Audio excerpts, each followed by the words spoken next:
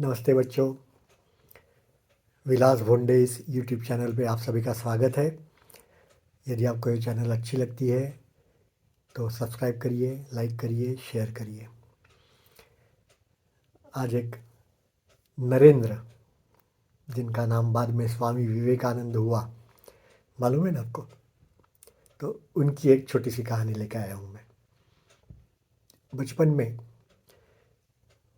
वो वैसे बहुत नीडर थे, किसी से डरते नहीं थे। तो एक जगह पे एक बड़ा वाला पेड़ था किसी के घर पे, और बच्चे वहाँ बहुत शैतानी करते थे। इसलिए किसी वहाँ जो वहाँ का आदमी था, उसने कहा कि इस पेड़ के ऊपर भूत रहता है। तो किसी ने वहाँ जाना नहीं है पेड़ के पास।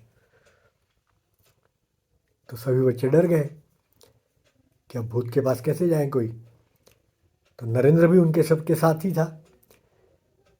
तो उसने कहा कि चलो, एक दिन की बात है, उसने कहा कि चलो आज हम वहाँ खेलने जाते हैं पेड़ के वहाँ। तो बच्चे मनाही करने लगे कि नहीं नहीं, वहाँ तो भूत है, हम वहाँ नहीं आएंगे। तो नरेंद्र हंसते हंसते कहा, चलो तो सही, मैं उससे बड़ा भूत हूँ, मुझे देखकर वो भूत भाग जाएगा। मैं उस पेड़ पे चढ़ता हूँ, आप सब नीचे रहो, ठीक है। और ऐसा करके वो पेड़ पे चढ़ गए। और आपको तो मालूम है कि ऐसा तो भूत वगैरह तो कुछ होता नहीं है। बच्चों को डराने के लिए ही ऐसी बातें कही जाती है काफ़ी बार। तो इसलिए वहाँ तो कुछ भूत वगैरह था नहीं। सब बच्चे भी ये इकट्ठा हो गए कि अरे वाह, वहाँ तो कुछ है ही नहीं। फिर वहाँ सब खेलने लगे।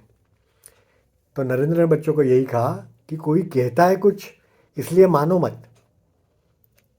अपनी बुद्धि चलाओ, सोचो, सच क्या है वो तय करो। अपना खुद का सच जो होना है वही सच है। बाकी तो लोग कुछ भी कहेंगे, किताबों में भी कुछ भी लिखा होगा, लेकिन आपका सच जो है वो आपको जानना चाहिए। आपने खुद ने कोशिश करके वो सच जो है वो पहचानना है।